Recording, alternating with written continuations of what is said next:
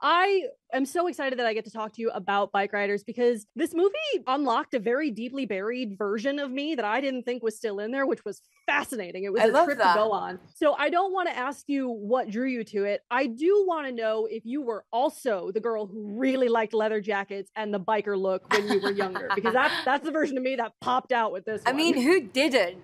Who doesn't still? I was definitely like an indie kid growing up. So like a skinny guy in a leather jacket and a big mop of curly hair was like my jam. I can relate to that. I had to wear my red leather jacket today. It only felt fitting to go with the theme of the film. I know that you have been asked 8,000 times already about your accent, so I'm not going to ask you about it. I do want to compliment it though, because I'm from Chicago. Like, I am just outside Chicago. I can't even get that close to that real of a Chicago accent. So well done, because holy Midwestern, it was so great. Thank you. I appreciate that. I don't want you riding. Yeah, it scares me, especially this soon after surgery. I don't like it. You had actual audio of Kathy. I believe it was 30 minutes of audio that you had. Yeah. How many times did you listen to that to really, I have to imagine that's just living in your head rent free. Yeah, that was like basically my Spotify playlist. You know, I lived with that whenever I could. We kind of broke the scenes apart, you know, so when I was kind of working on the script and dissecting it, I had separate audios for the particular scenes, but there was just so much to kind of unearth because, you know, we knew she was from North Chicago, but then when I started working with my dialect coach, she was just like, this isn't a general Chicago. All her vowel sounds are different. This is very singular to her. You know, we didn't really know a lot about her background or her story or why her dialect was the way that it was, but it just felt really exciting and important to honor that and try and get as close to it as we could. I am really curious, what is the hardest part? Because it's the A's and the O's. Chicago A's and O's are very, like, it's those very rounded. Yeah. So how did you go about kind of finding it? Like, what was it for you? Did you have a drop-in phrase that really helped you get into it? I had certain words. I mean, candy asses was a good one. That was always a good one. Like, I would take certain phrases from the script and kind of have them as like drill sentences. She was so nasal as well. Like, a lot of my warm-up was like just getting out of my mouth and kind of into my nose. And it's like an accent now that I wouldn't be able to jump back into. Do you know what I mean? It was like, because it was so far from who I am. So you've talked in the past about how when you pick a role, you pick largely based on instinct and what emotion it provokes in you. And I would love to know, when you get the script for the Bikeriders or when you're looking at the photos that it is based on, what is that emotion? What was the prevailing emotion that this brought out in you? Ooh, like I was like, she was so delicious to me. Like, felt so authentic. As soon as I heard her speak, I immediately leant in. Like, I was like, who is this? I was like, she could read the phone book and I would, you know, be enamored and I wouldn't be able to kind of switch off. So I think it was that. She just felt very singular and authentic and funny. Like, she really made me laugh, but she wasn't trying to be funny. Like, she wasn't self-aware at all. And I just love that. She felt very true to who she was. And I thought, oh, that's going to be so cool to try and embrace, you know? And she was an amazing storyteller. Like, I have a terrible knack of telling stories. Like, if I was to tell you something that happened yesterday, I'd tell you the end before the middle and I'd forget an important thing. And, you know, I see people kind of glazing over when I'm telling things, whereas she was... I would never. I don't know. I think you may. She just had this skill, which I thought was brilliant. And then, you know, to then think, okay, and she is the narrator. So that was quite a challenge in a sense of her storytelling is what is going to propel the film forward and is what is going to engage people. And that was something I hadn't done before. So. God, it's almost like you've been doing press all day, because you give me a perfect segue into the next question, because she really is. That's the one thing I loved about her, because very much like you, as soon as this movie started, I leaned in for her. I was like, oh, okay, she's guiding us through this. And I wouldn't expect that in a movie like this. She really is the keeper of this story, which is fascinating to me. I want to know, like, as an actor, what kind of responsibility does that add for you in your prep work? Like, does it add any kind of pressure of like, okay, man, I'm the one shepherding us through this?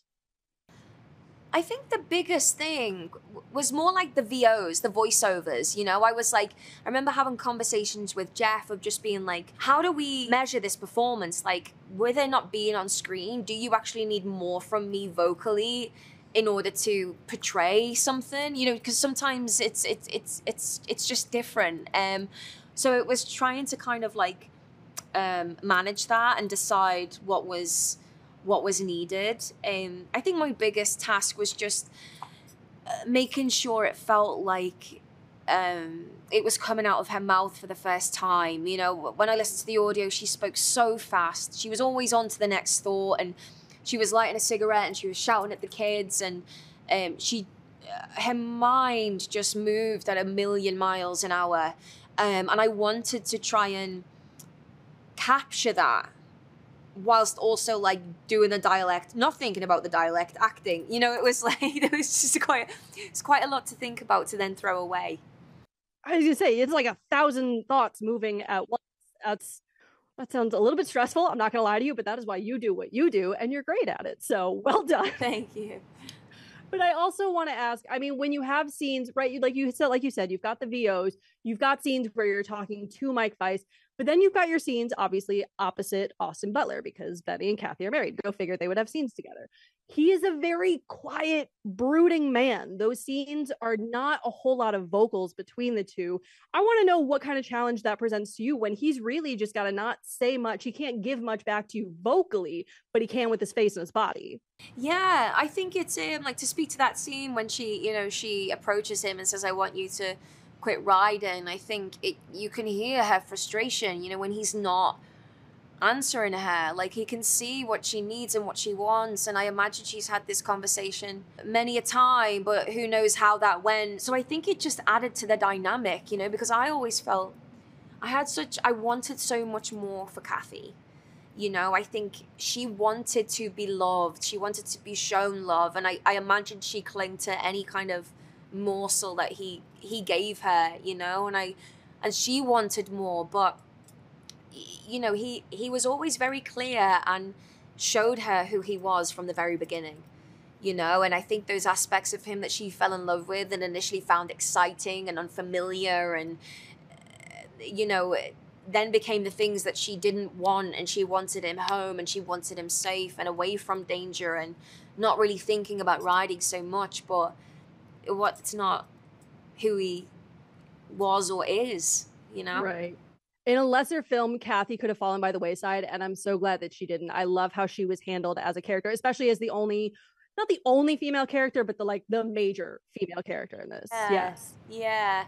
Me too. I have one question I want to ask you. I haven't quite figured out how to phrase it in like a human sentence yet, so please just go with me here. Hopefully I will find it on the way. I'm with you. But bless you.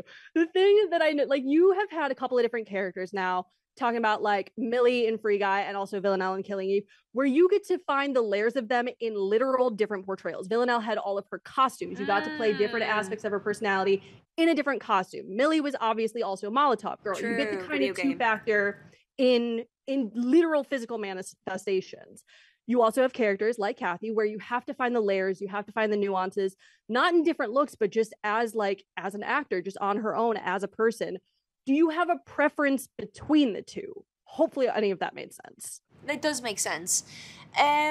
Both make me happy. I think it's great to play around, like with a character like Villanelle, which is a little bit out there. It's kind of like a bit of a tightrope act with Villanelle, I felt. And you have the kind of duality of Molotov Girl, which is always fun. I think I love drama. Like, so this film, it's very grounded and natural, and just that kind of quest of wanting a character to feel like someone people know, you know, who's familiar and kind of tangible. Like, I do love that kind of work as well. So I think everything serves a purpose. But, you know, and I did a film called The End We Start From after the play, which was very stripped back and raw, and I think they can be kind of exposing, but in a good way. So I guess at the moment I'm kind of enjoying that, but like, you know, to play another character like Villanelle would be, you know, it would be amazing. I love watching you do it. It just seems like it's so much fun to explore both aspects of it. So thank you again for going with me on that word Listen, journey. you were crystal clear. Oh, amazing. That never happens in my life, taking the win. I have to ask you about future projects before I go because my girl, you are racking them up. I am so thrilled to see all of the things you're going to be in. Let's start with 28 Years Later. I believe you guys are now in production. Can you tease literally anything on that at this point? I can't story-wise, but I can say that Danny Boyle is the real deal, as everyone knows. But I'm really, really enjoying seeing how he works, and just he's so innovative and playful and enthusiastic, and it's just like I've only done like a week's filming so far, but it's been so much fun. So I'm heading back there like after this to go back. So yeah. I mean, you can, if you really want to, you can tell me story things. It is just you and me here. There are not anyone else listening. Listen, I'm not making that mistake. I'm not being the first one to do that on the crew. No way. And then, of course, finally, we got the Death of Robin Hood. You're getting the other half of the bromance. You worked with Ryan Reynolds. Now you're working with Hugh Jackman. Can you tease anything on that one? Because that one, that is very on brand for me. I am very excited for that. I can't say anything regarding script, I don't feel, but I've been a massive Michael Saranowski fan, and I met Hugh very, very recently, and he is so wonderful. And you know, those two characters, you know, they spend an awful lot of time together, and it's a very interesting dynamic. So just to know that I'm kind of going to be able to kind of delve into that with Hugh, and who's wonderful, you know, it's I'm really excited. I feel really lucky. I feel lucky that we get to get it on our screens. Unfortunately, Jodie, that is my time. Thank you so much for taking the time to talk to me today. I'm such a fan. I can't wait to see all of your future things. You're just lovely. Thank you so much.